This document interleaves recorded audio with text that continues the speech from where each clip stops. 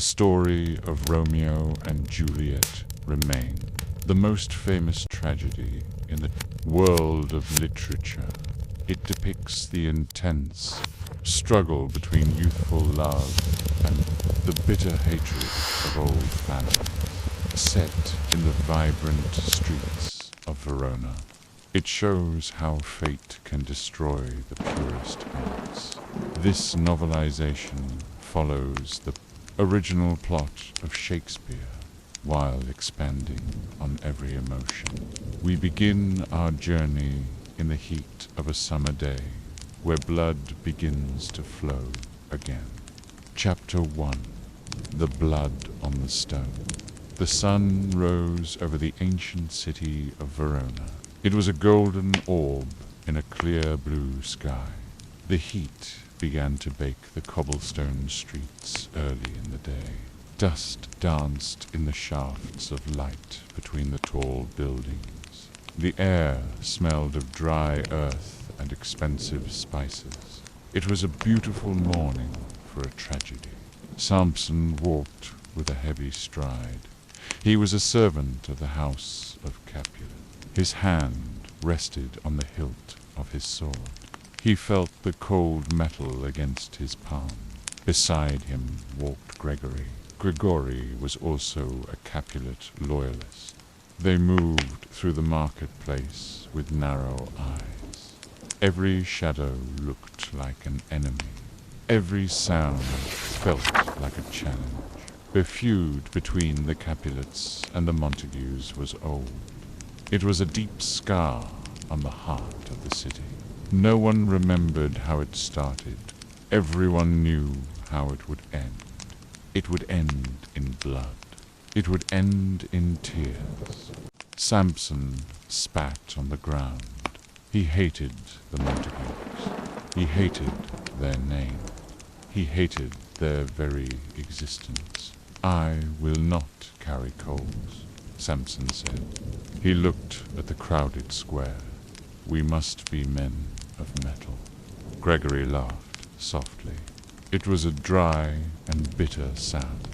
"Then you should be a man of action," Gregory replied. They reached the center of the square. The fountain was dry. The pigeons fluttered away as they approached. Two men appeared from the opposite side.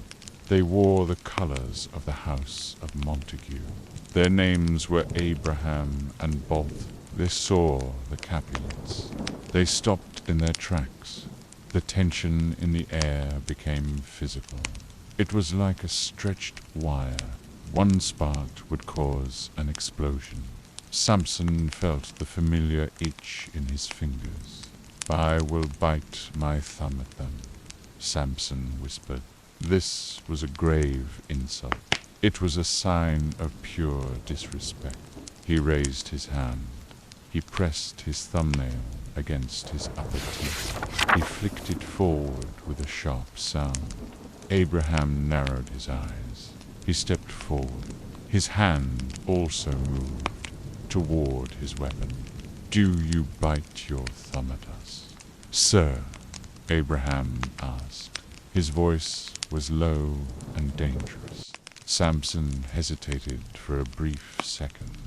He looked at Gregory. "Is the law on our side if I say yes?" he asked. Gregory shook his head.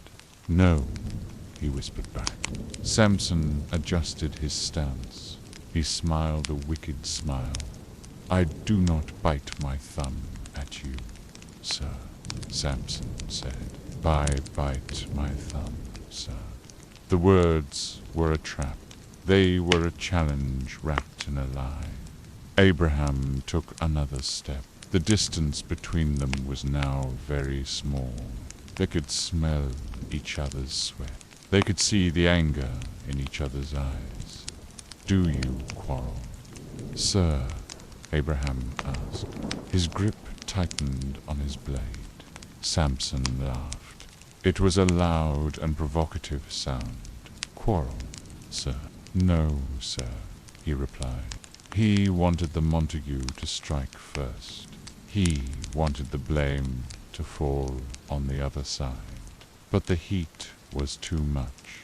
The hatred was too deep. Suddenly Benvolio appeared. He was a Montague. He was a man of peace. He saw the swords drawn. He saw the angry faces. He ran toward them with his arms raised. Part fools, he cried out, put up your swords. He struck at their blades with his own. He wanted to stop the madness before it began. But peace was not invited to Verona today. Tybalt arrived from a side street. He was a Capulet. He was known as the Prince of Cats. He was fast and deadly. He saw Benvolio with a sword in his hand. He did not see a peacemaker. He saw a target. He drew his own rapier with a silver flash. What art thou drawn among these heartless hinds? Tybalt sneered. He walked with the grace of a predator. He circled and turned thee. Benvolio, he said, look upon thy death. Benvolio shook his head. He was sweating. I do but keep the peace, he insisted. Put up thy sword. Tybalt laughed. It was a sound like breaking glass. I hate the word, he said, as I hate hell, all Montagues, Pow and thee. He lunged forward. The fight began in earnest. Other citizens joined in. The market became a battlefield. Tables were overturned. Fruits and vegetables were crushed underfoot. The noise was deafening. The sound of steel against steel echoed through the narrow alleys. Old men came to their windows. They shouted for order, but the young men were deaf to reason.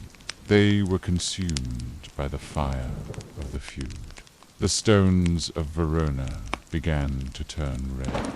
The beautiful morning was ruined. Finally, the prince arrived. Prince Aeschylus rode a white horse. He was flanked by his guards. He looked at the chaos with pure disgust. Probellius subject, he shouted. His voice was like thunder. Enemies to peace. The fighting slowed down. The men looked up at their ruler. 3 civil brawls, bred of an airy word, the prince said. He looked at Lord Capulet. He looked at Lord Montague. Both old men were now in the street. They were both holding swords. They were too old to carry. The prince was tired of their vanity. He was tired of their ancient grudge. If ever you disturb our streets again, he warned, your lives shall pay the forfeit of the peace. He commanded everyone to leave. The crowd dispersed slowly. The wounded were carried away. The square was left in silence. Only the Montagues remained for a moment. They were looking at the sunlight. Where is Romeo? Lady Montague asked. She looked at Ben. Her face was pale with worry. Right glad I am. He was not at this fray, she said. Benvolio sighed. He had seen Romeo earlier. Romeo was not interested in fighting. Romeo was interested in something much more painful. Romeo was in the sycamore grove. He was walking alone in the shadows. He avoided the light. He avoided his friends. He was a young man, lost in a forest of his own thoughts. His heart was heavy. His eyes were red from lack of sleep. He was in love with a girl named Rosalind, but Rosalind did not love him back. She had chosen a life of chastity. She had rejected his poems. She had ignored his gifts. Romeo felt like a ghost. He felt like a man who was already dead. He wandered through the trees. He watched the sunrise with sadness. He preferred the dark. Benvolio found him near the edge of the city. Romeo looked up with a weary expression. "Good morrow, cousin," Benvolio said. Romeo sighed. "Is the day so young?" he asked. He sounded like an old man. He sounded like he had carried the weight of the world for a century. "By me," Romeo. "Sad hours seem long." He explained his sorrow to Ben. He spoke in riddles. He spoke of heavy lightness and serious vanity. He was a poet of pain. Benvolio listened with patience. He wanted to help his cousin. He wanted to bring him back to the world of the living. "Be ruled by me," Benvolio suggested. "Forget to think of her." Romeo shook his head. "Oh, teach me how I should forget to think," he said. Benvolio smiled. It was a sad smile. "By giving liberty unto thine eyes," he replied. "Examine other beauties." He wanted Romeo to see that Verona was full of beautiful women. Romeo was stubborn. He believed Rosalind was the sun. He believed all other women were mere shadows. He did not know that his life was about to change. He did not know that a party was being planned. He did not know that destiny was waiting for him at the house of his enemy. The first chapter ended as the sun climbed higher. The blood on the street began to dry.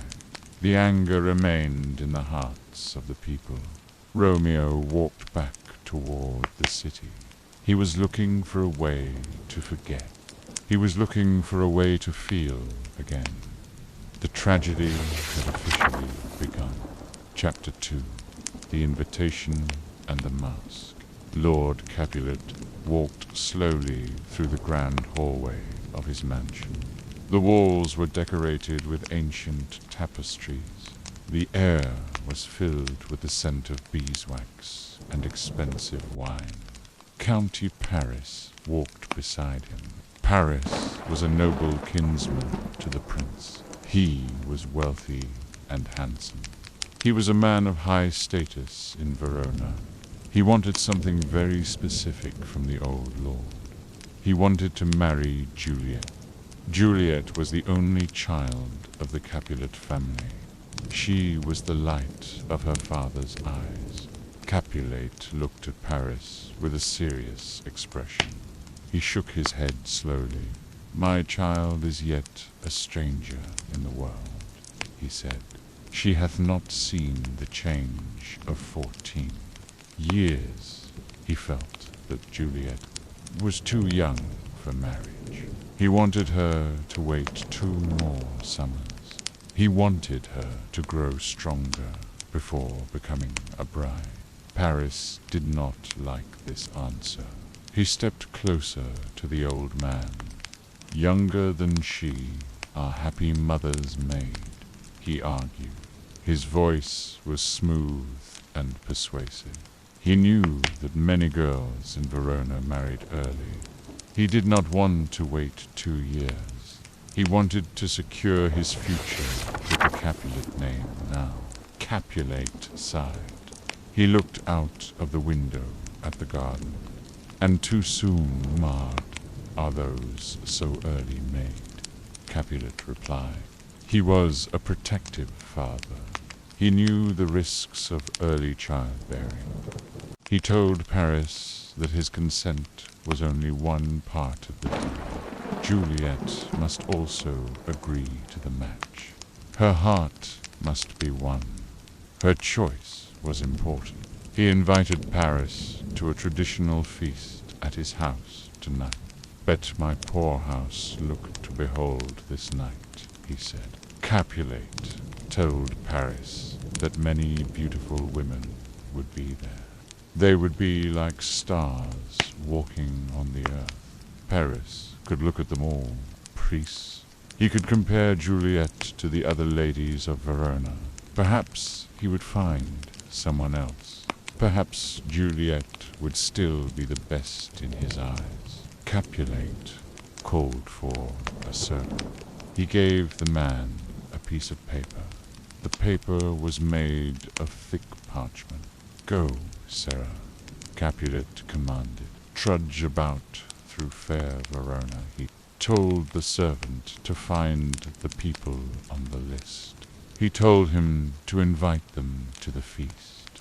The servant bowed and took the paper. Capulet and Paris walked away to discuss the details of the party. The servant stood alone in the hallway. He looked at the list of names with a confused expression. He had a big problem. The servant could not read. He looked at the ink marks on the page. They looked like tiny insects to him. He did not know who the guests were. He did not know where they lived. "I must find some learned man," he whispered to himself. He walked out into the street. The sun was still high. He looked for someone who looked educated. He saw two young men walking toward him. The two men were Romeo and Ben. They were still talking about love. Romeo was still mourning his rejection by Benvolio was trying to cheer him up. "Tut, man. One fire burns out, another's burning," Benvolio said. He wanted Romeo to find a new girl. He wanted him to forget about the cold Rosalie. P believed that a new infection would cure the old one. Romeo was stubborn. He did not want a new love. He wanted to stay in his darkness. "Your plantain leaf is excellent for that," he said sarcastically. He was being difficult. The servant approached them with a polite bow. He held out the paper. "God, Gudin," the servant said. "I pray, sir. Can you read?" He looked at Romeo with hope in his eyes. Romeo took the list. He looked at the names written in elegant script. He saw many famous names of Verona. He saw Signor Martino and his wife. He saw County Anselm and the beauteous Vitruvio. Then his eyes stopped at one name. It was Rosalind. She was the niece of Lord Capulet. She was invited to the feast. Romeo felt his heart skip a beat. The servant thanked Romeo for reading the names. "If you be not of the house of Montagues," the servant said, "I pray, come and crush a cup of wine." He did not know he was talking to a Montague. He walked away to find the other guests. Benvolio saw the look in Romeo's eye. He knew what Romeo was thinking. He saw an opportunity. "At this same ancient feast of Capulets," Benvolio said, "sups the fair Rosalind." He told Romeo to go to the party. He wanted Romeo to compare Rosalind with the other beauties of the city. He promised that Rosalind would look like a crow next to the other girls. He wanted Romeo to see the truth. He wanted his friend to be happy again. Romeo agreed to go. He did not go to find a new love. He did not go to look at other girls. He went only to see the woman who had broken his heart. "I'll go along," Romeo said. No such sight to be shown.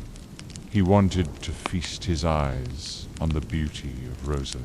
He wanted to be near her one more time. The sun began to set. The sky turned a deep shade of purple. The city of Verona prepared for the night. Torches were lit in the Capulet mansion. Music began to play softly behind the stone walls. Romeo and Benvolio walked toward their destiny. They did not know that this party would change everything. They did not know that the stars were already crossed. The second chapter ended with a sense of anticipation. The feast was ready. The guests were arriving. The masks were being put on. Behind those masks, hidden identities would clash. A Montague was entering the house of a Capulet. The old feud was about to meet a new passion. The air was thick with the scent of flowers and fate. Chapter 3. The Mother and the Nurse. The stone walls of the Capulet house were cold tonight. A soft breeze blew through the open windows. It carried the scent of jasmine from the garden below. Inside the great hall, the preparations were almost complete. Servants moved quickly to light the tall candles. The wax dripped like slow tears onto the silver holders. Lady Capulet walked into the room with a firm step. Her silk dress rustled against the floor. She was a woman of high status and many rules. She looked around the empty chamber. She was searching for her daughter. "Nurse, where is my daughter?" Lady Capulet called out. Her voice was sharp and clear. "Call her forth to me." She stood by a large wooden table. The table was covered in fine linen. From a distance, the sound of the nurse's voice answered. The nurse was a loud and cheerful woman. She had been with the family for many years. She had been the one to feed Juliet when she was a baby. She had carried Juliet in her arms through these very halls. The nurse began to shout for the young girl. "What, lamb? What, ladybird?" the nurse cried. She walked through the corridors with a heavy gait. She found Juliet in a small side room. Juliet was sitting quietly by a window. She was looking out at the stars. She was only 13 years old. She was a child on the edge of womanhood. "How now?" Juliet asked. She stood up and smoothed her skirt. "Who calls?" She followed the nurse back to the main hall. She saw her mother waiting there.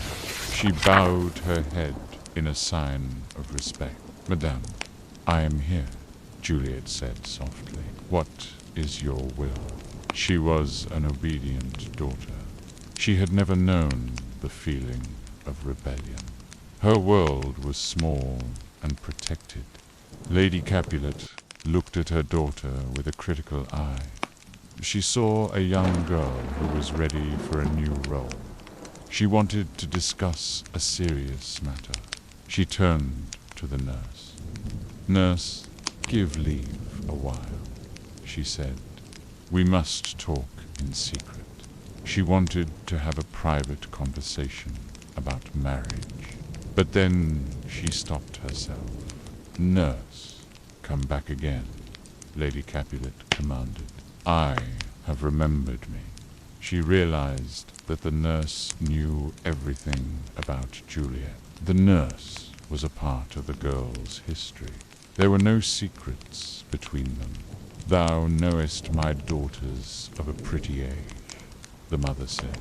The nurse laughed aloud, raspy laugh. "Faith, I can tell her age unto an hour," she replied. The nurse began to count the years on her fingers. She spoke of the past with a bright fire in her eyes. The nurse remembered the day of the earthquake. It had happened 11 years ago. Juliet was just a tiny child then. The nurse had put bitter wormwood on her breast to stop the nursing. "I shall never forget it," the nurse said with a grin. She told a long story about how Juliet had fallen on her face. The child had a bump on her forehead as big as a young cockerel stone. The nurse's husband had picked the girl up. He had made a joke about her falling on her back when she grew older. The nurse thought this was the funniest story in the world. She repeated the joke 3 times. She laughed until her face turned red. Juliet felt her cheeks grow warm with embarrassment. "And stint thou too, I pray thee, nurse," Juliet pleaded. She wanted the story to end. Lady Capulet was also losing her patience. "Enough of this," the mother said. The nurse wiped a tear of laughter from her eye. "Peace, I have done," she promised. But she could not resist one last comment. She looked at Juliet with pride. "Thou wast the prettiest babe that e'er I nursed," she whispered. Lady Capulet finally found the moment to speak. She looked directly into Juliet's eyes. "Tell me, daughter Juliet," she began, "how stands your disposition to be married?" The question was like a sudden gust of wind. Juliet had never thought about a husband. She had never thought about leaving her home.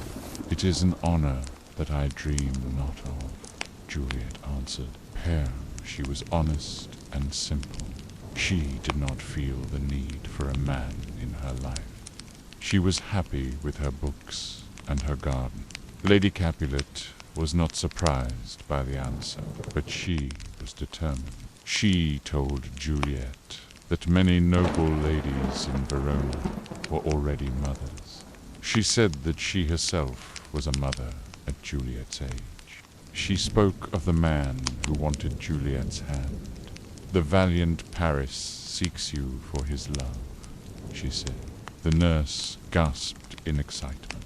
"A man, young lady," the nurse shouted. "Such a man as all the world. Why, he's a man of wax." She meant that. Paris was perfect.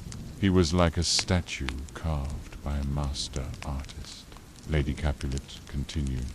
Hers of the Count. She bespoke in metaphors and long descriptions. She called Paris a precious book of love. She told Juliet to read over the volume of his face. She said that beauty was written there with beauty's pen. Every line of his face was a source of delight. She told Juliet to look at his eyes. His eyes were like the margins of a book. They explained the meaning of his character. This book only needed a cover to be complete. Juliet would be that cover. She would share his wealth and his status by marrying him. Juliet would not lose anything. She would only gain more glory. She would be the wife of a prince's kinsman. She would be the envy of every woman in the city. Lady Capulet waited for an answer. She wanted to hear that Juliet was ready to love. "Speak briefly. Can you, like of Paris, love?" she asked. The pressure was heavy on the young girl's shoulders. Juliet looked at her mother. She looked at the nurse, who was nodding with joy. "I'll look too like, if looking liking move," Juliet replied. It was a clever answer. She promised to look at Paris at the feast. She would try to find the beauty her mother described, but she would not go further than her mother's permission. She would not let her heart wander on its own. She was still a child of the house of Capulet. She was bound by the rules of her family. She did not know that the rules were about to be broken. A servant entered the room in a hurry. "Madam, the guests are come," he announced. "Supper is served." The house was now alive with music and laughter. The scent of roasted meats filled the air. The musicians were tuning their instruments. The dancers were taking their places on the floor. Lady Capulet told Juliet to follow her. The nurse followed behind them. "Go, girl," the nurse whispered. "Seek happy nights to happy days." The three women walked toward the great hall. The feast was beginning. The tables were loaded with bread and fruit. The wine was flowing into crystal cups. The guests wore masks of gold and silver, bay their faces, but showed their wealth. The tragedy was moving forward, step by step. Juliet was entering the ballroom. She was looking for Paris, but destiny had a different plan. A young man in a mask was already approaching the gate. He was a Montague. He was the enemy. And he was about to meet the love of his life. The candles burned bright in the hall. The shadows danced on the walls. The night was young. The hearts of the young were ready to break. The third chapter ended with the sound of the trumpet. The dance was about to start. The world of Juliet was about to expand. It would grow larger than the walls of her house. It would grow larger than the rules of her father. She walked into the light. She walked into the future. The stars were watching from above. They knew the ending, but Juliet only knew the beginning. Chapter 4. The Dream of Queen Mab. The night air was thick with the smell of burning oil. The torches cast long, dancing shadows against the cold stone walls. Romeo stood in the middle of the narrow street. He looked at his friends. They were all wearing masks. The masks were painted with bright colors. Some looked like lions. Others looked like gods. Romeo felt like a stranger in his own body. He carried a heavy torch in his hand. He did not want to join the dance. He felt as though his shoes were made of lead. His heart was a heavy stone in his chest. Benvolio laughed at him. He told Romeo to be merry. He told him to forget the sadness of the past. But Romeo could not move his feet. He was a prisoner of his own thoughts. He was a man waiting for a storm to break. "I have a soul of lead," Romeo said. His voice was low and tired. "Give me a torch," he added. "I am not for this ambling." He felt that he was too sad for a party. He felt that his presence would only bring darkness to the light. Beside him stood Mercutio. Mercutio was a man of fire and wit. He was a friend to Romeo, but he had no patience for melancholy. He did not believe in the pain of love. He believed in the joy of the moment. He looked at Romeo with a sharp grin. "Nay, gentle Romeo, we must have you dance," Mercutio insisted. He grabbed Romeo's arm. He tried to pull him forward toward the Capulet mansion. Romeo shook his head. He pulled away from his friend's grip. "But you have dancing shoes with nimble soles," Romeo replied. "I have a soul of lead, so stakes me to the ground I cannot move." He looked at the ground, till he saw the dust and the shadows. He felt the weight of his unrequited love for Rosalind. He felt the weight of the heat in the air.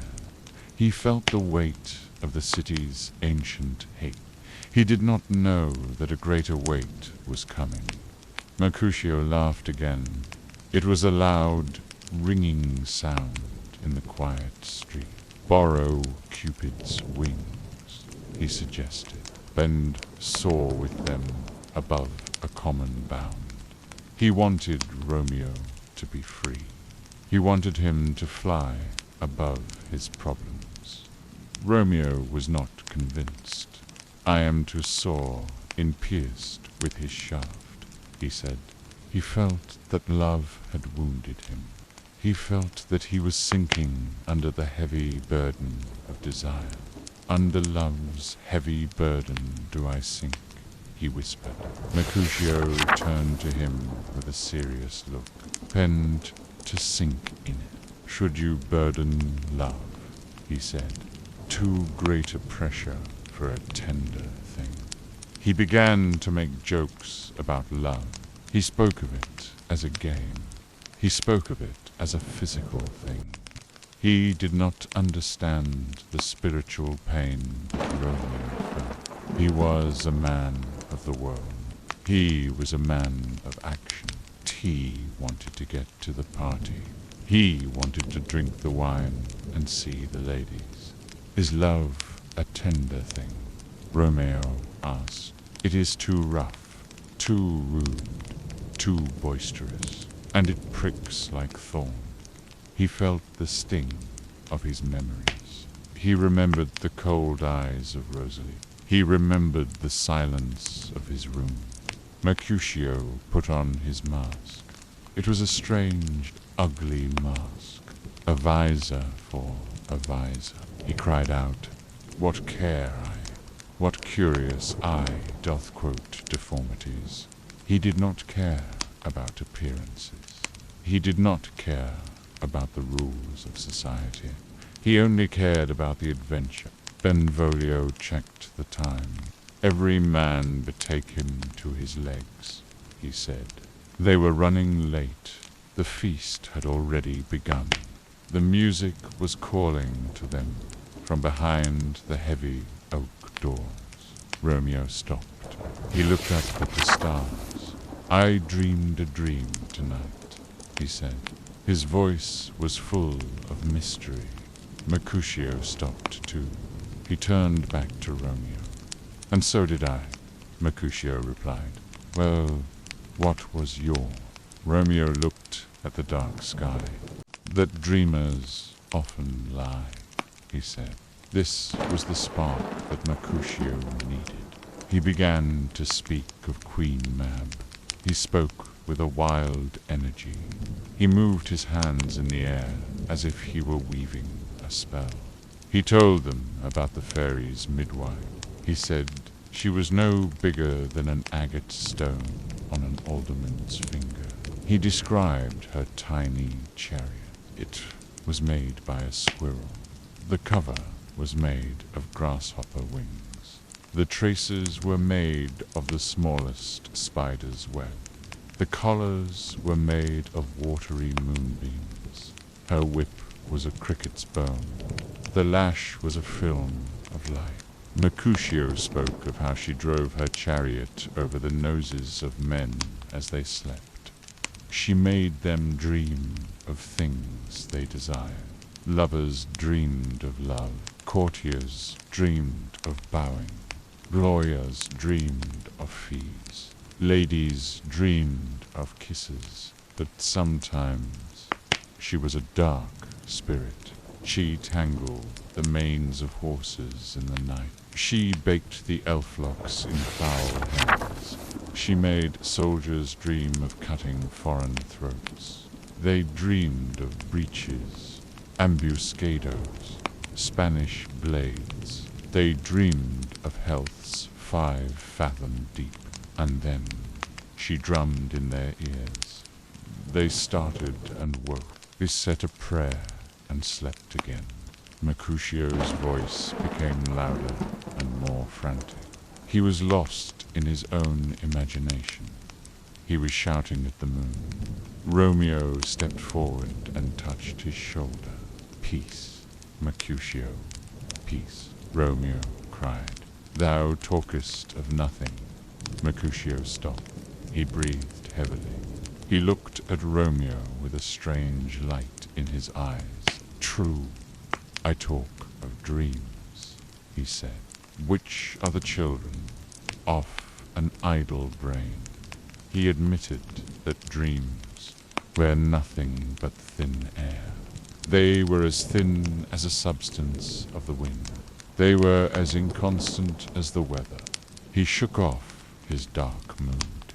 He pointed toward the Capulet house. "This wind you talk of blows us from ourselves," he said. Benvolio was getting anxious. "Supper is done, and we shall come too late," he warned. But Romeo did not move. He felt a sudden coldness in his blood.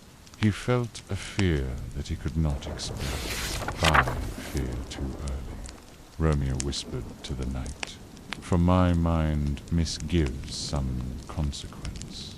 Yet hanging in the stars, he felt that this night would be the start of something terrible. He sensed a destiny, bitter end. He thought that this party would lead to his death. He saw a vile forfeit of untimely death in his mind. He looked at the closed doors of his enemy. He knew that once he entered, there would be no going back. But he did not run away. He was a man of faith. He believed that his life was guided by a higher power. Not he that hath the steerage of my course, he said. Direct my sail. He gave himself over to the stars. He decided to follow his friends. He decided to face whatever was waiting for him. He adjusted his mask. He took a deep breath of the night air. He followed Benvolio and Mercutio. They stepped into the light of the entryway. The music grew louder. The sound of laughter filled his ears. The tragedy moved one step closer to the end. The fourth chapter ended as the enemy entered the house of the feast. Chapter 5. The first sight of the sun. The great hall of the Capulet mansion was a sea of light. The music was loud and energetic. The musicians played their lutes with passion. The floor was filled with dancers in colorful costumes. Servants ran back and forth with heavy platters. They carried roasted meats and exotic fruits. They carried pitchers of dark wine and clear water. The air was thick with the scent of perfume and sweat. It was a night of celebration and hidden faces. Lord Capulet moved through the crowd. He was a man of great energy tonight. He laughed with the old men. He teased the young women about their dancing shoes. He was the king of his own castle. He felt powerful and happy. Romeo stood in the shadows near a marble pillar. He adjusted his mask. He looked at the faces of the guests. He was still looking for Rosalind. He wanted to find her in the crowd, but then he saw a young woman across the room. She was standing by a window. The moonlight was behind her. She looked like she was made of light. She was dancing with a group of friends. Her movements were graceful and slow. She was like a white swan in a pond of dark ducks. Romeo felt a sudden shock in his chest. It was a feeling he had never known. It was not like the pain of Rosalind. It was something pure and bright. It was like a fire in his blood. Oh, she doth teach the torches to burn bright, Romeo whispered. He spoke to himself in the darkness. He could not look away from her. Plea. It seems she hangs upon the cheek of night, he said, like a rich jewel in an Ethiop's ear. He saw her beauty as a divine thing. He saw it as something too good for this world. He watched her hand as she moved. He wanted to touch that hand. He wanted to be near her. He forgot about his friends. He forgot about the danger of the house. He forgot that he was a Montague in the home of his enemy. His heart was no longer his own. It belonged to the girl by the window. But there was another man watching the room. Tybalt stood near the musicians. He was a man of sharp senses. He heard a voice that he recognized. He heard the voice of a Montague. He saw the young man by the pillar. He saw the way the man was looking at Juliet. Tybalt felt a wave of cold fury. He reached for his sword. This, by his voice, should be a Montague, Tybalt hissed. He called for a servant to bring him his rapier. He wanted to strike Romeo down on the spot. He wanted to spill the blood of the enemy on the ballroom floor. He did not care about the guests. He did not care about the piece. Lord Capulet saw Tybalt's anger. He walked over to his nephew. Why? How now? Kinsman, Capulet said, wherefore storm you so? Tybalt pointed his finger at Romeo. Uncle, this is a Montague. Bow our foe, he replied. A villain that is hither come in spite. Tybalt was shaking with rage, but Capulet shook his head. He looked at Romeo. He saw a young man who was behaving with dignity. He had heard good things about Romeo. The people of Verona, said he, was a virtuous youth. Capulet did not want to ruin his party. He did not want a murder in his hall. He commanded Tybalt to be quiet. Content thee, gentle cause. Let him alone, Capulet ordered. He spoke with the authority of a leader. He bears him like a portly gentleman. He told Tybalt to ignore the guest. He told him to put away his anger and be merry. Tybalt was shocked. He could not believe his uncle was protecting a Montague. I'll not endure him, Tybalt argued. Capulet grew angry now. He shall be endured, he shouted. He told Tybalt that he was a saucy boy. He told him to stay in his place. Tybalt backed away with a bitter heart. He looked at Romeo one last time. I will withdraw, Tybalt muttered, but this intrusion shall convert to bitterest gall. Romeo did not hear the argument. He had moved closer to Juliet. He waited for the music to slow down. He waited for her to be alone for a moment. Finally, he reached out and touched her hand. It was a gentle touch. It was a prayer in a physical form. He looked into her eyes. He saw the same spark there. He spoke to her in a low voice. If I profane with my unworthiest hand, he began. He compared his hand to a pilgrim. He compared her hand to a holy shrine. He asked for her forgiveness. He wanted to wash away his sin with a kiss. He was a poet of love. Juliet looked at the stranger in the mask. She felt a strange pull toward him. She did not know his name. She did not know his family. She only knew the feeling in her heart. Good pilgrim, you do wrong your hand too much, she replied. She played along with his metaphor. She said that saints have hands that pilgrims' hands do touch. She said that palm to palm is holy Palmer's kiss. They stood there in the middle of the crowd. The world around them disappeared. There was no music. There were no guests. There was only the two of them. They were two souls meeting for the first time. They were two stars colliding in the dark. Have not saints' lips, and holy Palmer's too? Romeo asked. He was moving closer. His face was near hers. Juliet smiled a soft smile. I, pilgrim, lips that they must use in prayer, she answered. Romeo did not want to pray with his lips. He wanted to taste the sweetness of her soul.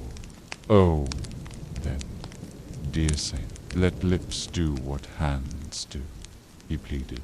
He leaned forward. Their lips met in a brief and perfect moment. It was a kiss that changed the course of history. It was a kiss that defied the laws of Verona. It was a kiss that was born in the house of hate. The nurse interrupted them. She called Juliet away.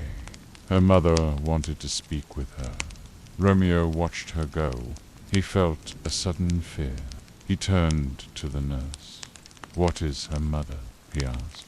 The nurse looked at him with a knowing eye. "Her mother is the lady of the house," she said. Romeo felt like the ground was falling away. He realized the truth. He had fallen in love with a Capulet. His life was now in the hands of his enemy. "Is she a Capulet?" he whispered. "Oh dear account. My life is my foe's death." He felt the danger closing in. Benvolio called out to him. It was time to leave. Juliet watched the stranger walk away. She called the nurse to her side. She wanted to know the name of the man who had kissed her. The nurse went to find out. Juliet stood by the door. She felt a deep sense of dread. "If he be married," she said, "my grave is like to be my wedding bed." The nurse returned with a sad expression. "His name is Romeo, and a Montague," the nurse said, "the only son of your great enemy." Juliet felt a pain in her heart. She realized the irony of her fate. "My only love sprung from my only hate," she cried. She had seen him too early. She had known him too late. The tragedy was now locked in place. Chapter 6. The Garden of the Moon. The party was finally over. The guests were leaving the mansion. The torches were being put out in the great hall. Romeo walked away from his friends in the dark street. He did not want to go home. He did not want to sleep. His heart was still back inside the stone walls. He saw a high stone wall ahead of him. It was the boundary of the Capulet garden. He ran toward it with a sudden energy. He jumped and grabbed the top of the wall. He pulled himself up. He looked back at the street one last time. Then he disappeared into the dark shadows of the trees. He was now a trespasser in the house of his enemy. Benvolio and Mercutio were calling for him. "Romeo, my cousin Romeo." Romeo Benvolio shouted. He was worried about his friend. Mercutio laughed at the sound of his own voice. He thought Romeo was hiding in the bushes. He thought Romeo was still dreaming of Rosalind. "He is wise," Mercutio said, "and on my life hath stolen him home to bed." Mercutio began to mock Romeo's love. He used funny and sharp words. He spoke of Cupid and the goddess of love. He shouted into the night air, but there was no answer from the trees. Only the wind moved in the leaves. Benvolio sighed. "Come, he hath hid himself among these trees," he said. They decided to leave him alone. Romeo stood beneath a large sycamore tree. The grass was wet with the evening dew. The air was cool and smelled of damp earth and flowers. He looked up at the tall building of the Capulet house. He saw a light in a high window. It was a soft and golden light. It was the light of a single candle. But to Romeo, it was more than a candle. It was the rising of a new day. He felt his breath catch in his throat. He felt the blood rushing to his face. He began to speak to the empty air. His voice was a whisper. It was a prayer to the night, but soft. "What light through yonder window breaks?" Romeo asked. He moved closer to the wall of the house. "It is the east, and Juliet is the sun," he whispered. He watched the window with intense focus. He saw a shadow move behind the glass. Then the window opened. Juliet stepped out onto the balcony. She looked like an angel in the moonlight. Her hair was loose and dark. Her skin was as pale as white silk. Romeo felt his heart stop. "Arise, fair sun. Bend, kill the envious moon," he said. He thought the moon was jealous of her beauty. He thought the stars were dim compared to her eyes. Juliet leaned her cheek upon her hand. She looked out at the dark garden. She did not know that Romeo was watching her. She did not know that he was only a few feet away. "Oh, that I were a glove upon that hand," Romeo sighed, "that I might touch that cheek." He was a man possessed by a single image. He was a man who had forgotten everything else. Juliet spoke to the night. Her voice was like music. It was a sound of pure sorrow and longing. "Ami," she said. It was a small sound, but it reached Romeo's ears like a thunderclap. "She speaks," Romeo whispered. "Oh, speak again, bright angel." He waited for more words. Juliet sighed again. She began to speak of the problem that haunted her. She spoke of their names. She spoke of the feud that kept them apart. "Ooh, Romeo, Romeo, wherefore art thou Romeo?" she cried out. She asked him to deny his father. She asked him to refuse his name. She said that if he would not do it, she would no longer be a Capulet. She was ready to give up her family for a stranger. She was ready to break the laws of Verona for love. "What's in a name?" Juliet asked the stars. "That which we call a rose by any other name would smell as sweet." She believed that Romeo would be the same man without the name of Montague. She believed that labels were nothing but empty air. She wanted him to cast off his name. She wanted him to take all of her in return. Romeo could no longer stay silent. He could no longer hide in the shadows. He wanted her to know that he was there. He wanted her to know that he agreed with every word she said. "I take thee at thy word," Romeo shouted. He stepped out from behind the tree. He stood in the middle of the moonlit grass. Juliet gasped. She was terrified. She looked down at the dark figure in the garden. "What man art thou?" she asked. "That thus bescreened in night, so stumblest on my counsel." Her heart was beating fast. She did not recognize the voice at first. She was a young girl, alone on a balcony, and there was a man in her father's garden. It was a dangerous situation. It was a moment of life and death.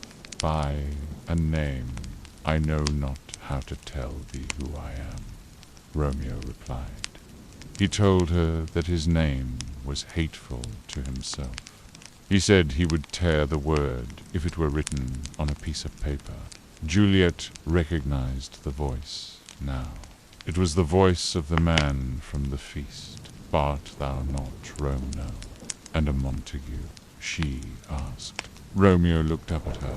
"Nay, fair maid, if either thee dislike," he answered. He was willing to be whoever she wanted him to be. He was willing to lose his identity to find her. Juliet was worried for his safety. She knew that her kinsmen would kill him if they found him.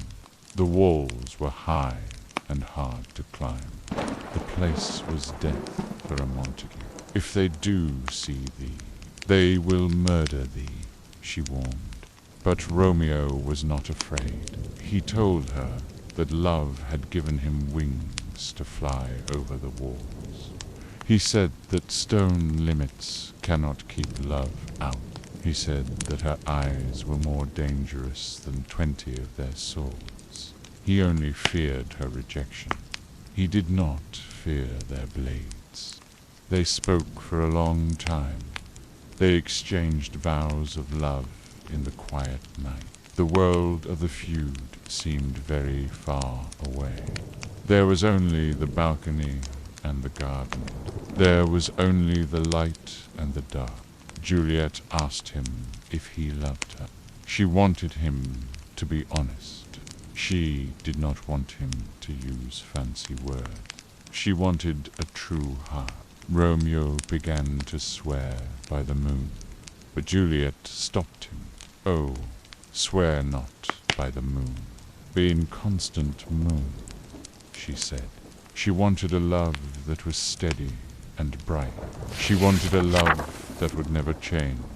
The nurse called from inside the house. The dream was beginning to end. Juliet had to go, but she did not want to leave. She promised to send a messenger to him the next day. She wanted to know if his intentions were honorable.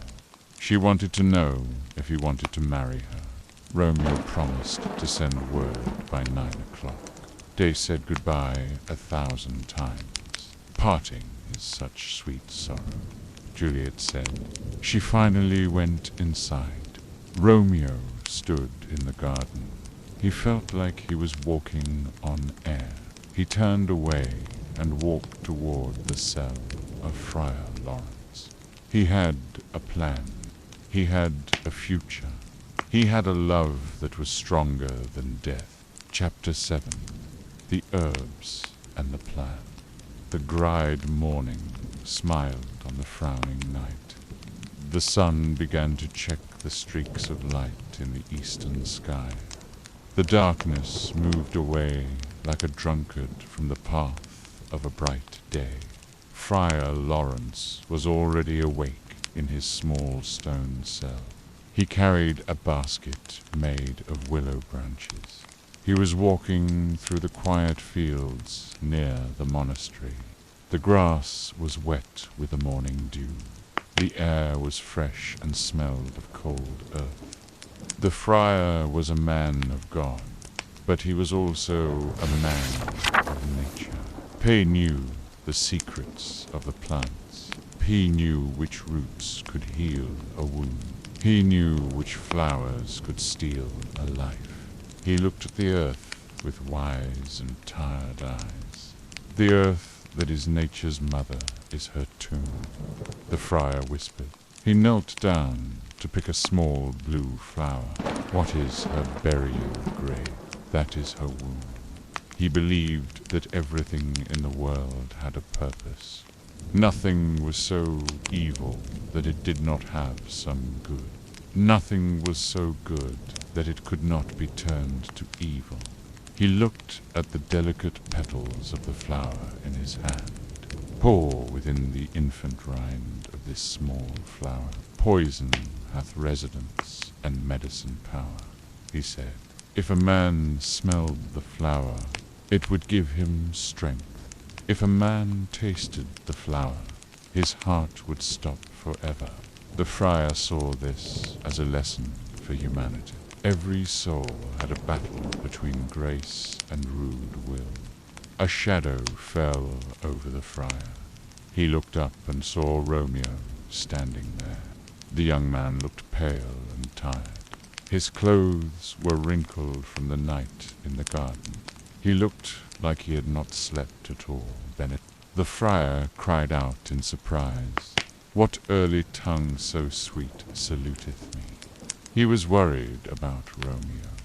He thought that Romeo was still crying over Rosaline. He thought that Romeo had been awake all night because of a broken heart. "Our Romeo hath not been in bed tonight," the friar said. Romeo smiled, a bright and happy smile. He shook his head. "The sooner rest is mine," Romeo replied. "Persuade your rest was mine." The friar narrowed his eyes.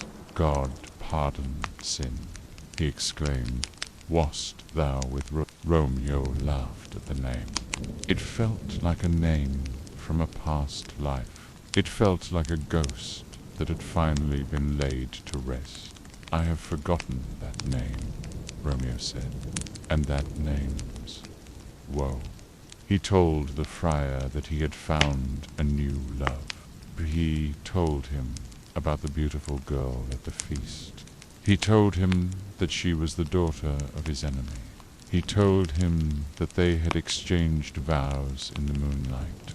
My heart's dear love is set on the fair daughter of rich Capulet, Romeo explained. He asked the friar for a great favor. He wanted to be married today. The friar was shocked by the speed of the news. He sat down on a stone bench. Holy Saint Francis, what a change is here, he cried. He reminded Romeo of the many tears he had shed for Rosalind. He spoke of the salt water that had washed his sallow cheeks. He scolded the young man for his fickle heart. Young men's love, then, lies not truly in their hearts, but in their eyes, the friar said. He did not believe that a man could change so quickly, but Romeo pleaded with him. He said that Juliet loved him back. He said that this was a true union of souls. He begged the friar to help them find a way to be together. The friar stayed silent for a long time. He looked at the basket of herbs. He thought about the blood in the streets of Verona. He thought about the ancient grudge between the two families. He saw a glimmer of hope in Romeo's request. He thought that a marriage between a Montague and a Capulet might be the cure for the city's sickness, for this alliance may so happy prove. The friar said slowly, to turn your household's rancor to pure love. He decided to help them. He decided to perform the ceremony in secret. But he warned Romeo to be careful. Wisely and slow, he cautioned. They stumble that run fast. Romeo did not listen to the warning.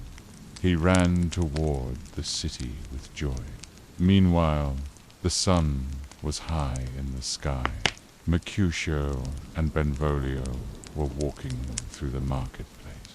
They were looking for Romeo. They had been to his house, but he was not there. Where the devil should this Romeo be? Mercutio asked. He was in a bad mood. Benvolio told him that Tybalt had sent a letter to Romeo's father. It was a challenge to a duel. Tybalt was still angry about the party. He wanted to fight the man who had invaded his home. Mercutio laughed at the idea of Tybalt. He called him the Prince of Cats. He said Tybalt was a man who fought by the book of arithmetic. He was a master of the sword, but he was also a man of vanity. Romeo appeared in the square. He looked like a different man. He was no longer sad. He was no longer silent. He began to joke with Mercutio. They exchanged puns and clever words. Now art thou sociable, Mercutio said with a grin. Now art thou Romeo. He was happy to have his friend back, but their fun was interrupted by the arrival of a woman. It was the nurse. She was walking with her servant, Peter. She was carrying a large fan. She looked very serious. Mercutio began to mock her immediately. He called her an old lady. He sang a rude song about her. The nurse was furious. She shook her fan at him. She called him a saucy merchant. The nurse asked to speak with Romeo alone. Benvolio and Mercutio left them. The nurse looked at Romeo with a stern expression. She told him that he must not lead Juliet into a fool's paradise. She said that Juliet was young and innocent. She warned him that a double deal would be a very gross kind of behavior. Romeo swore his honesty to her. He told her about the plan, bid her devise some means to come to Shrift this afternoon. Romeo said. He told her that Juliet should go to Friar Lawrence's cell for confession, but instead of confession, they would be married. He also told the nurse to wait behind the abbey wall. He would send a rope ladder. He would use the ladder to climb to Juliet's room that night. He wanted to be with his wife. The nurse listened to the instructions. She was excited for the young girl. She spoke of Juliet's beauty. She spoke of the Count Paris. She said that Paris was a proper man, but Juliet would rather look at a toad than look at him. She promised to deliver the message. She took a gold coin from Romeo. She thanked him and walked away. Romeo watched her go. He felt like the world was finally on his side. He felt that the stars were shining for him. The 7th chapter ended as the clock struck noon, but the message was on its way. The secret was growing.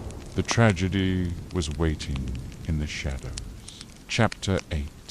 The Clock and the Secret Bride. But the sun was a burning eye in the center of the blue sky.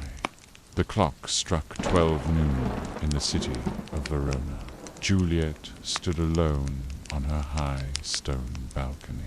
Her eyes were fixed on the heavy iron gate of the garden. She was counting every second in total silence. She could hear the fast beating of her own heart. It sounded like a drum in the quiet air. She had sent the nurse at 9 o'clock in the morning. The nurse had promised to return within half an hour, but the time had passed with a killing slowness. Now it was the middle of the day. Juliet felt as though the hands of the clock were stuck. She felt as though the world had gone to sleep. She was a young woman with a soul of fire. She could not bear to wait in matters of love. She whispered to herself with a deep sense of anxiety. The clock struck 9 when I did send the nurse, she said. She watched the clouds moving slowly over the city. In half an hour she promised to return. Juliet began to think about the philosophy above speed. She believed that messengers of love should be thoughts. She believed that words should move faster than the sunbeams. She thought that ideas should outrun the shadows on the green hills. If the nurse were young and full of life, she would move like lightning. If she knew the pain of waiting, she would have been back hours ago. But the nurse was old and heavy with years. She moved slowly, as if her shoes were made of lead. Juliet walked back and forth in her wide room.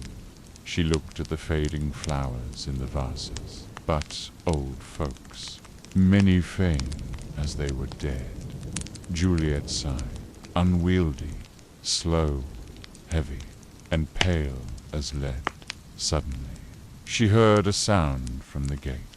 She saw the familiar white head of the old nurse. Juliet, heart jumped in her chest. She ran down the stone stairs with great speed. She reached the garden, and she was gasping for air. Oh, honey nurse, what news? Juliet cried out. She grabbed the nurse's hands and looked into her tired eyes. The nurse looked completely exhausted from the heat. Her face was red because of the burning sun. She was breathing with difficulty. She sat down on a wooden bench under a large tree. She did not say a word at first. She only groaned and rubbed her face. Juliet wanted to know the answer that held her fate. She wanted to know if the secret marriage would happen today. She wanted to know what Romeo had said to her. "Hast thou met him?" Juliet asked with a trembling voice. "Send thy man away." The nurse waved her hand for Peter to leave. "Peter, stay at the gate," the nurse said. Peter moved away, and Juliet was alone with the old woman. The nurse leaned back and closed her eyes. She looked as though she was in great pain. "Lord, how my head aches," the nurse complained. "What a beating, per se, I have had." She began to talk about her aching bones. She began to talk about the long walk through the street. She acted as if she had walked 1,000 miles in a desert. Juliet was losing her mind from this delay. "By what thou hadst my bone, and I news," Juliet said. "Speak, good, nurse, speak." She pleaded with the old woman to be kind. She wanted the truth more than anything else. The nurse looked at her with a mischievous smile. She enjoyed being the center of attention. She liked having the power of the news.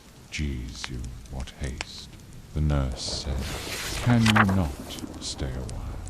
She asked Juliet if she had eaten her lunch. She asked about her health and the house. She avoided the main question that was burning Juliet's heart. Juliet begged her one more time with a soft voice. She promised to be patient. "Finally," the nurse began to speak in a low whisper. "Your love says, like an honest gentleman," she began. She spoke of Romeo's virtues. She spoke of his handsome face and his noble character.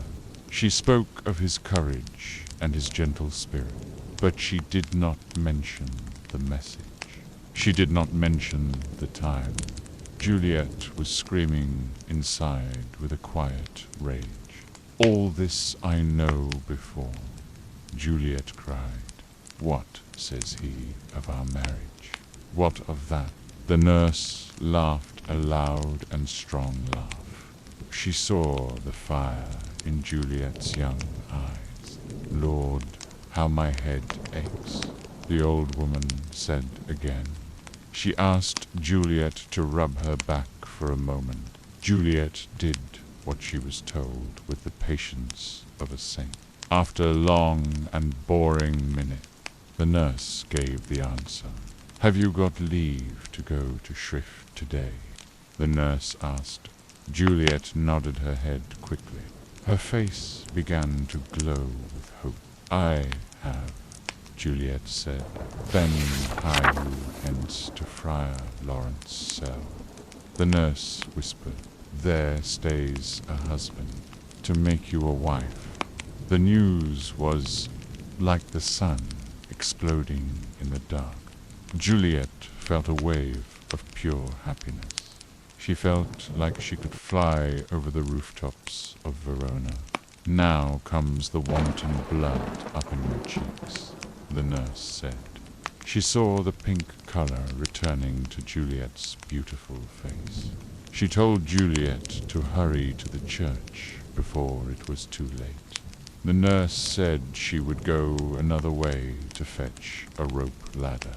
She said she would hide the ladder in a dark and safe place.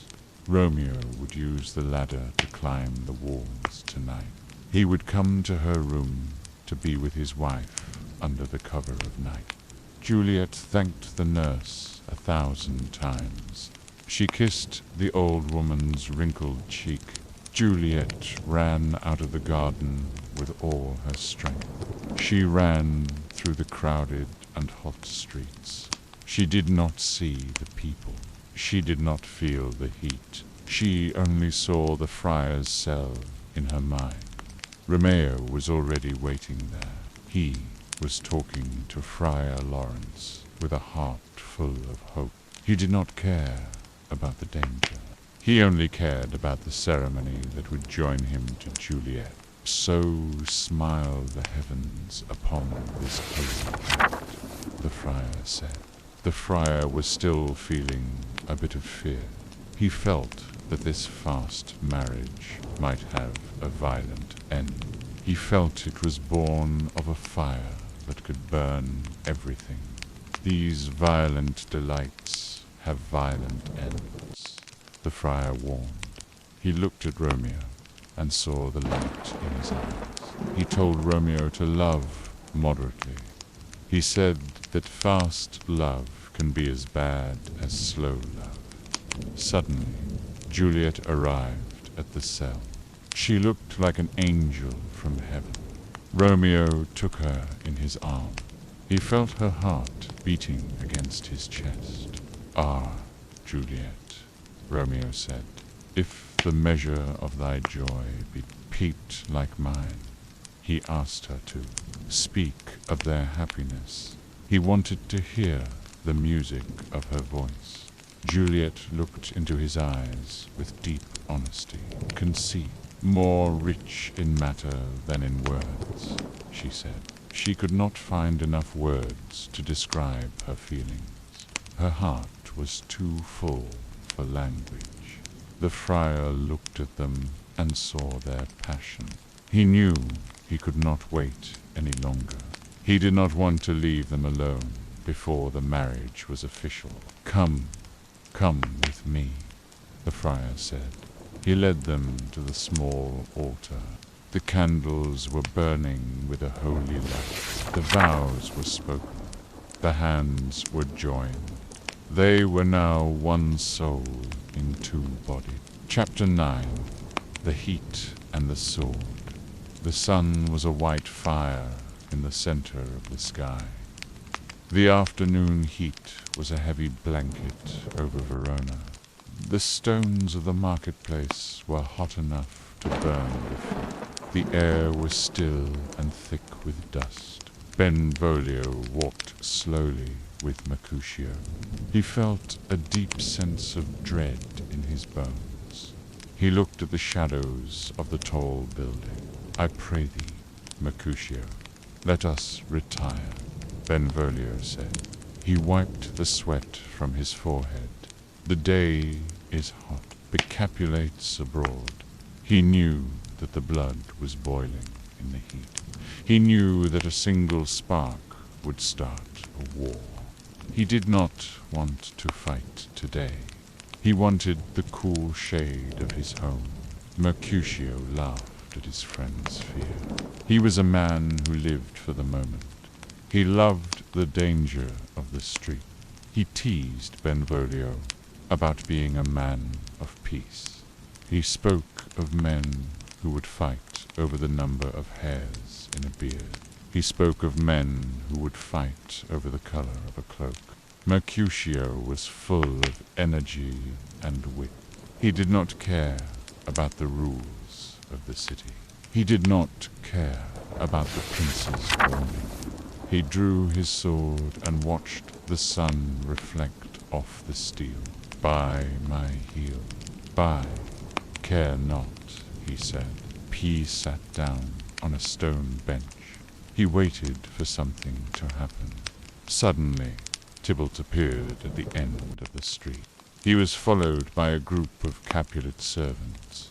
Tybalt looked like a predator searching for its prey. He was still angry about the party. He was still looking for Romeo.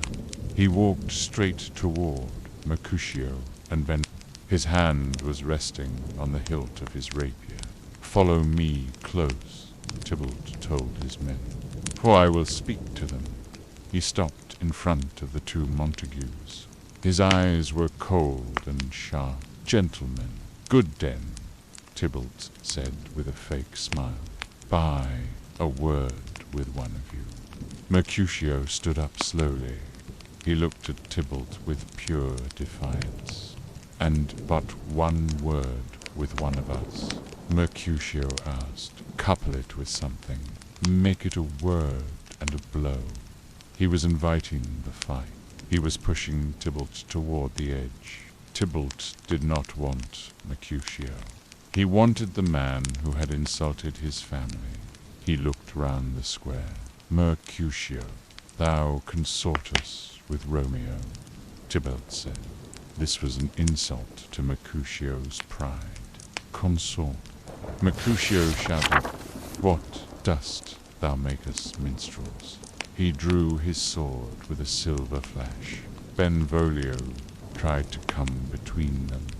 We talk here in the public haunt of men, Benvolio warned. But then Romeo arrived. He was walking with a light step.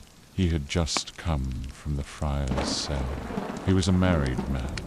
He felt a deep love for the whole world. He saw, but he did not see an enemy. He saw a kinsman. He saw a member of his new family. Tybalt turned away from Mercutio. He faced Romeo with a snarl. Romeo, the hate I bear thee can afford no better term than this, Tybalt said. Thou art a villain. The words were meant to start a duel. They were the ultimate challenge in Verona. Romeo did not get angry. He smiled at Tybalt. Tybalt, the reason that I have to love thee doth much. Excuse the appertaining rage to such a greeting, Romeo replied. He told Tybalt that he was not a villain. He told him that he loved the name of Capulet as much as his own. He spoke of a secret reason that Tybalt could not understand. He refused to draw his sword. He stood there with his arms at his sides. He was a man of peace. But the men around him did not understand. They thought he was a coward. They thought he was afraid of Tybalt's blade. Mercutio was disgusted by Romeo's submission. He could not believe his friend was being so weak. Beau, calm, dishonorable, vile submission. Mercutio cried. He felt that the honor of the Montagues was being stepped on. He stepped forward and challenged Tybalt himself. Tybalt, you rat-catcher, will you walk? Mercutio asked. He waved his sword in Tybalt's face. Tybalt was happy to fight. He drew his own blade. The two men began to circle each other. The crowd gathered to watch. The sound of steel hitting steel echoed through the square. It was a dance of death in the afternoon sun. Romeo was desperate to stop them. He ran between the two fighters. He tried to push their swords down. Hold, Tybalt. Good Mercutio. Romeo shouted. He reached out his arm to separate them. But his action had a terrible consequence. Tybalt saw an opening under Romeo's arm. He lunged forward with his rapier. The blade pierced Mercutio's chest. Tybalt pulled the sword back and fled with his men. Mercutio stumbled. He leaned against a stone wall. His face turned pale. Romeo ran to his side. Courage, man. The hurt cannot be much, Romeo said. He was shaking with fear. Mercutio looked at the wound. He knew it was over. No, 'tis not so deep as a well, he whispered, nor so wide as a church door. He told Romeo that if he asked for him tomorrow, he would find him a grave man. He was still joking, even in his final moments. But then his voice became bitter. He looked at the houses of the Capulets and the Montagues. Plague, oh, both your houses, he cried out. He blamed their ancient grudge for his death. He felt that he was a victim of a war that was not his. He was supported by Ben. He was carried away into a house. Romeo stood alone in the street. He felt a wave of guilt wash over him. He felt that his love for Juliet had made him weak. He felt that he had let his best friend die for his own happiness. "O sweet Juliet, thy beauty hath made me effeminate," he cried. He looked at the blood on the stones. Suddenly, Benvolio returned with the news. Romeo, Romeo, bravi Mercutio's dead." Benvolio said. Romeo's heart turned to ice. Then it turned to fire. The peace was gone. The love was hidden behind a wall of rage. Tybalt returned to the square. He was looking for more glory. Romeo drew his sword. His eyes were red with fury, live in triumph, and Mercutio slain. Romeo shouted. He told Tybalt that Mercutio's soul was waiting for one of them to join him. He challenged Tybalt to a fight to the death. They fought with a violence that shocked the city. There were no fancy moves now. There was only the desire to kill. Romeo was faster and stronger. He drove Tybalt back against a pillar. He lunged forward and buried his blade in Tybalt's heart. Tybalt fell to the ground. He was dead before he hit the stones. Benvolio grabbed Romeo's arm. "Romeo, be gone," he shouted. He told him that the prince was coming. He told him that the punishment for murder was death. Romeo stood over the body of his kinsman. He looked at his hands. "Ooh, I am fortune's fool," Romeo cried. He realized that he had destroyed his own future. He ran away into the dark alleys of the city. The prince arrived with the lords of the two houses. He looked at the two bodies on the ground. He listened to Benvolio's story. Lady Capulet cried for Romeo's head, but the prince was tired of the blood. He chose a different punishment, and for that offense, the prince announced, "Immediately we do exile him hence." Romeo was banished from Verona. He was told that if he was found within the walls, he would die. The 9th chapter ended with a heavy silence. The sun went down over a city of mourning. The marriage was now a tragedy. The hero was a killer. The bride was a widow. The air was cold now, but the fire was still burning in the hearts of the people. The destiny of the lovers was written in the blood on the marketplace floor. The end was coming. Chapter 10. The Eternal Night in the Tomb. The night was very still in the city of Mantua. The stars were hidden behind a veil of thick clouds.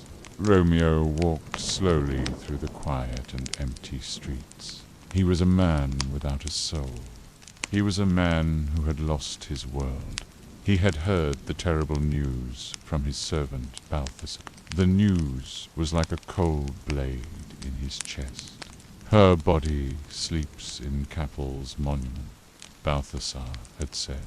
Romeo did not cry. He did not scream.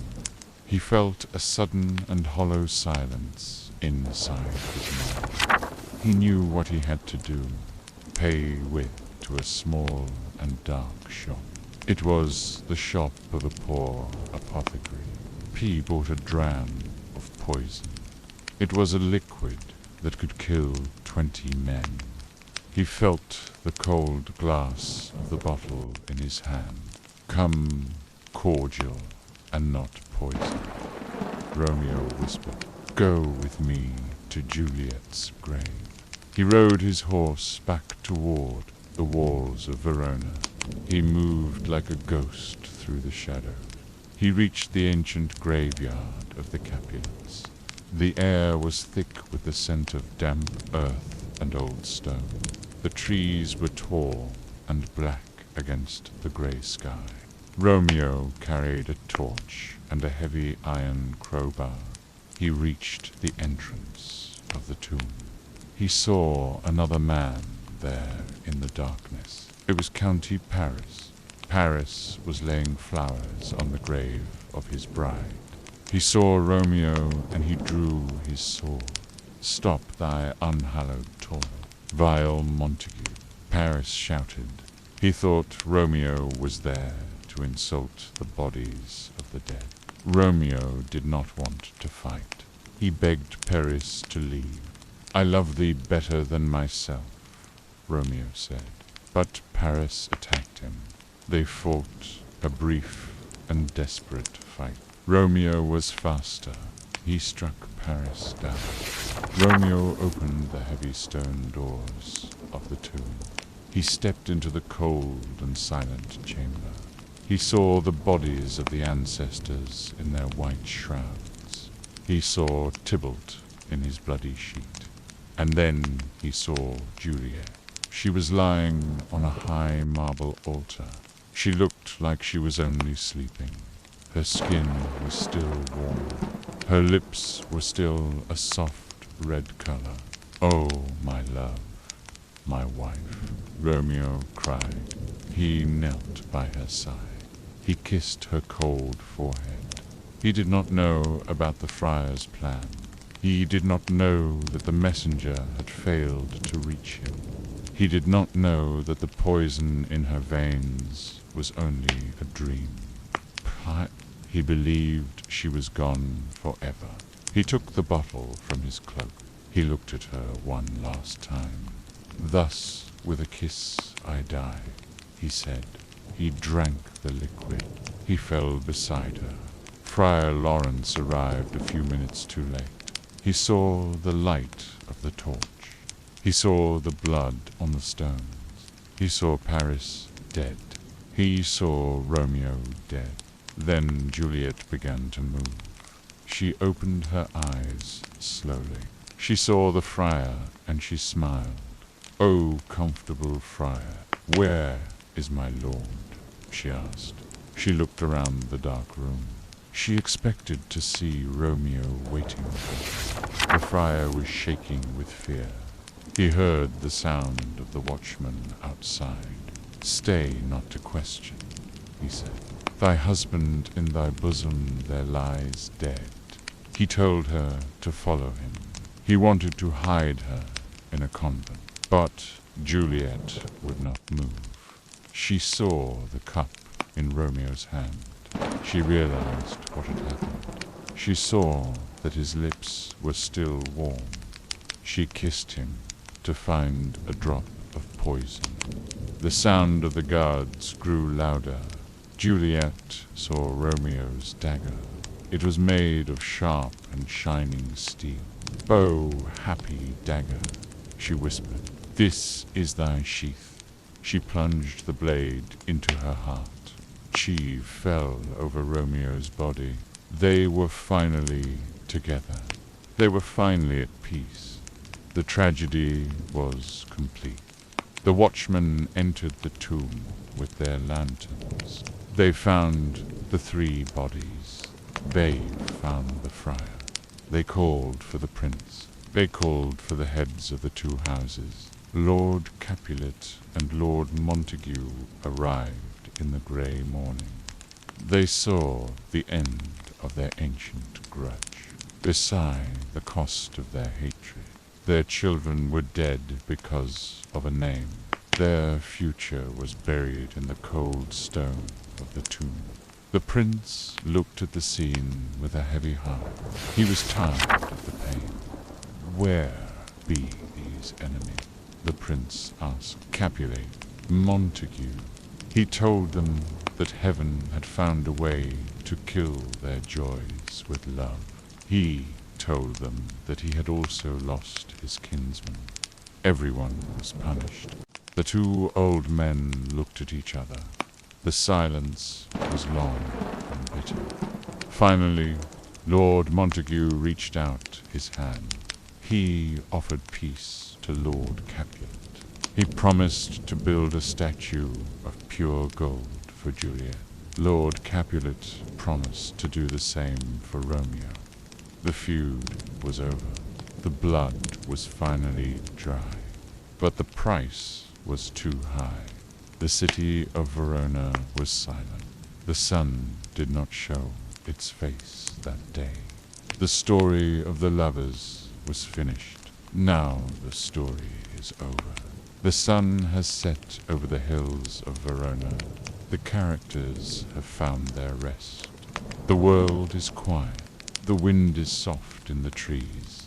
You have worked hard today in the bakery. Your hands are tired. Your mind is full of work. It is time to let the day go. It is time to close your eyes. Imagine the quiet garden and the soft moonlight. Imagine the birds in your aviary. They are sleeping with their heads under their wings. The chicks are warm in their nest. Everything is safe. Everything is at peace. You are a good man. Jamel, you deserve a deep and restful sleep. Let your thoughts drift like the clouds over the mountains of Algeria.